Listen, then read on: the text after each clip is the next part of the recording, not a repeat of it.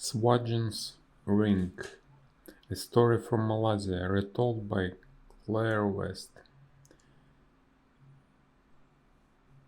A fortune teller can use magic to tell you what will happen to you in the future.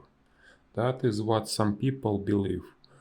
Another people think that it is all nonsense, just silly superstition. Rahul certainly does not believe in magic or fortune tellers or things of that kind. What nonsense, he tells his mother. Unfortunately, his mother has another ideas. His mother came back from the visit visibly excited and hopeful. Samshin has given me something that will solve all your troubles, she cried. The moment she stepped into the house, Rahul looked up from the magazine at her, ready to be cautious. She was wearing a light green sari with a purple top, which was wet under her arms. The hair round her face also looked wet and lay flat on her forehead.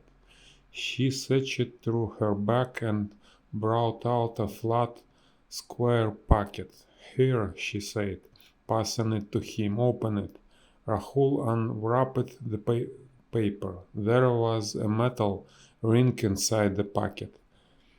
"Samshin says, put on this ring and you will find success in whatever you do. Now you will have no trouble getting job, no? Just wear the ring and good fortune will be with you," his mother cried, smiling proudly at him. Rahul held the ring between his thumb and first finger. It was thin and light, but felt heavy with all the hope that his mother had placed on it. "These fortune tellers make me angry," Rahul thought to himself. In the past he had tried to make his mother understand that she was being foolish, believing in all this silly superstition, but she would never listen to him. "You are still young and you don't know anything," she had once told him. "What would you know about the ways of the world? What until you have experience of life like me?" She shook her head at him in an annoying way and smiled her motherly smile. At first he had explained and argued, refusing to believe in these superstitions and waiting her to see the truth, but soon he found that it was easier to say nothing when his mother talked about something and his magic, because there seems to be no way of making her think differently. She was so sure that the stupid magic worked, and in the end he was happy to let her believe that. That Friday Rahul had an interview for an engineering job with an important international company. He wore his dark blue trousers with a light blue shirt and brushed his hair back neatly. He had been looking for a job for the past 6 months, but with no success. There had been the occasional interview, always followed by the polite letter says no, but none of the interviewers had promised a job with a better fortune than this one. Rahul hoped against hope that he would do well in the interview. His mother had gone out early in the morning to pray for his success, and she returned in time to speak to Rahul before the interview. There was the matter of the ring. Where is the ring, Rahul?" she asked, noticing that he was not wearing it. "In my pocket, Ma. Don't worry, I will put it on later," he said, thinking up a quick lie. He had not meant to use the ring or its so-called magic at all. In fact, At that very moment Rahul was worriedly trying to remember where he had last put the ring down. "Don't lie," his mother told him, frowning. "You left it on the table last night and forget all about it." She took it out of her sari and placed it in his hand. "Don't be difficult, dear. Put it on," she said, with a pressure smile. Rahul signed and put the ring on the first finger of his left hand to please his mother. "There, you are happy now," he said. "Now don't be like that," his mother said. "Swanjin magic will help you. Now that you are wearing the ring, don't be afraid or worried. You will certainly do well." He had certainly forgotten about the ring after that. He was one of the first to arrive for the interview. The interviewer was a gray-haired man with glasses and a gray beard who was the head of the company. He seemed very interested in Rahul's education and training, and in his replies to the questions thrown at him. At the end of an hour-long interview, the gray-haired man got up from his seat and reached over to shake Rahul's hand. "Well done, young man," he said with a smile. "I very much like what I have seen and heard from you so far. I believe that this company would do well to have someone as intelligent and enthusiastic as you. You have got the job." Rahul rose from his seat and shook the man's hand warmly. "Thank you, sir. Thank you very much. You won't be disappointed." They were smiling at each other, and Rahul was delighted at the success of the interview. At that moment he caught sight of the ring on his finger, and something turned over in his stomach. "You have got the job," his mother cried out loud when he arrived home. "Yes, but," Rahul started to say. "Oh, you see, I told you." "Ah, thank you, Samjin," his mother was saying. "Tomorrow, Rahul, you will follow me to Samjin's house and we will take him presents to show how grateful we are for his help." "What a lucky ring indeed."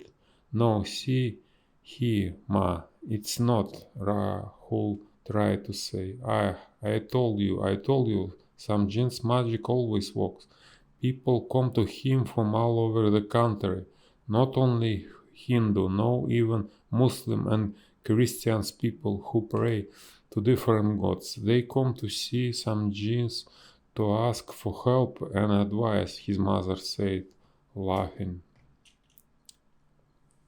Rahul pulled the ring off his finger and threw it to the ground. His mother gasped in shock. "Now see here, Ma. No lucky ring, no magic. I got this job because of all I have done. I got education and intelligence. None of this silly superstitions nonsense. No, Swajim. The ring was not the reason I got the job. Why does he get thanks for something he was never even a part of?" His mother did not reply. She bent to pick up the ring, and when she stood up again, he could see her eyes, filling with tears. Silently, she put the ring inside her sari and brushed her tears away with one hand. "Please, Ma," he said. He knew she would start crying, to try and soften him and make him give in to her. He had expected this. "No, no, Rahul, you're a big man now, with big ideas and very clever. No need for stupid superstition or magic. What good is a silly ring of Swajin to you? Soon even this old woman is no good to you anymore." And she brushed her eyes again with the back of her hand and turned to go to the kitchen to prepare dinner, leaving Rahul to search for the ring. Words not to mend the moment. The Policy, a story from Australia retold by Claire West. It is sensible to take out an insurance policy. Who knows what lies around the corner for any of us? But if you have insurance, at least the insurance company will pay you money if you have an accident or will pay your family if you are unfortunate enough to die. Arnold Shell is a sensible man. He believes in planning for the future. However, his plans are not quite the same as other people's. Arnold Shell listened, butcher, practiced rolling a cigarette without using the first finger of his left hand, bending it forwards and holding it still while the other fingers worked. He spread out tobacco onto the paper, rolled it up neatly, and licked the edge of the paper. No problem. He lit the cigarette and narrowed his eyes against the smoke as he read through the policy one more time. There it was in black and white. $30,000 if he lost a finger. The company would pay you out more for another larger parts of his body, but Arnold wasn't prepared to lose any of those.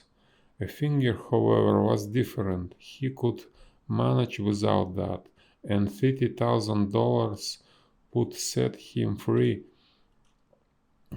of headquarters, forequarters, guys and mines, free of Mrs. Prentice's weekly visit to buy a kilogram of top-side steak and to complain about her teeth.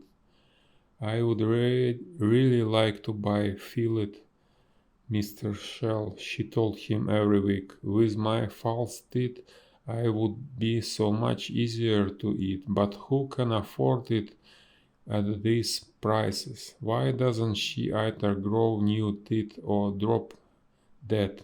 Arnold used to think crossly. He didn't even eat fillet steak himself. It was the cheaper cuts of meat that he took home to Margie in the evenings, wherever his customers hadn't bought that day. Margie, a slow smile spread across his face. He would be free of Margie. He supposed he would once had a reason of marrying her, but it was so long ago that he would forgotten what it was. They had no children, which didn't come as any surprise to Arnold. Margie had never enjoyed what she called that sort of thing. And anyway, she added when they discussed it, the smell of other body close to mine makes me feel sick. Margie was deeply worried about Arnold's refusal to go to church. She herself went every week. What if something happened to you and you are not at peace with God? You haven't confessed to a priest for 30 years, not since before we were married. Arnold argued that thanks to her he had nothing to confess. Well, $30,000 would change all that. Maybe he would go to a casino and play cards for money or drink whiskey from a bottle, the way they did in Western movies. He had a fortune thought in and his heart beat faster. Maybe he would visit a woman in town and pay to get what Margie wouldn't give him. Arnold found it difficult to hide his delight. He wondered if Maggie would miss him. Possibly, maybe he would send her a postcard from Turkey or Lapland, or maybe he wouldn't. Sometimes a clear coat was best, a clean coat. Arnold laughed quietly and made an appointment with himself. 10 a.m. tomorrow, St. Patrick's Day. Perhaps St. Patrick was smiling on him. He felt strangely lucky. Irish people all around the world celebrate St. Patrick's Day, and although neither Arnold nor Mary had any Irish family at all, she liked to join in the happiness of the occasion. So once a year she brought out the green tablecloth with Irish design swans in all around the edges. Such a bright thought of a visit happens to Colin, she said to herself as she laid it over the table, and if I am not mistaken, there are footsteps on the front steps right now. It was a young policeman who looked very serious. He refused Margie's offer of a cup of green tea. I have had a news, he said. Perhaps you would like to sit down. Arnold's death was quite simple really. At 10 a.m. he had been about to cut off his finger as he had planned, but when Mrs. Prentice entered the shop, unexpectedly he lost his concentration and accidentally cut off the whole of his left hand. He bled to death before you could say top side stick. Mrs. Prentice was taken to hospital, suffering from shock. Maggie watched thoughtfully as the police car drove away. She was a widow, and she felt delighted at this sudden rise in her social importance. She had never liked appearing in public with Arnold anyway. Even after he had taken a shower, dogs used to follow them around. How fortunate that Arnold had an insurance policy. $200,000 would go a long way towards helping her forget her sadness at his death.